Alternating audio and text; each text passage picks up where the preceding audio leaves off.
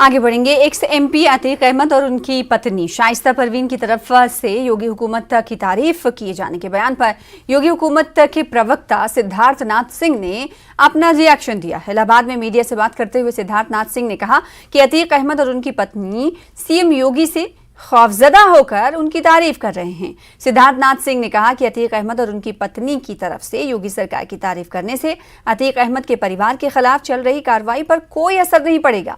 सिद्धार्थ नाथ सिंह ने यह भी कहा कि योगी सरकार का बुलडोजर अभियान जारी रहेगा। गौरतलब है कि पिछले दिनों अतीक अहमद ने लखनऊ में अपनी पेशी के दौरान योगी सरकार की जमकर तारीफ की थी। इस तरह उनकी पत्नी शाइस्ता परवीन ने भी प्रेस कॉन्फ्रेंस करके सीएम योगी से मिलने की दरखास्त की थी। ऐसा है, वो ये जो जितना बयानबाजी कर रहे हैं अतीक और उनकी धर्मपत्नी, वो उनका भय है।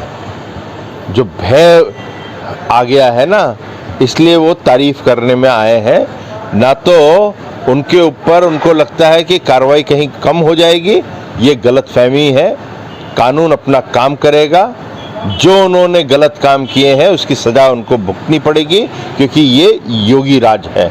यहाँ पे कानून का राज चलेगा। जहाँ पे जरूरत है वहाँ चलेगा।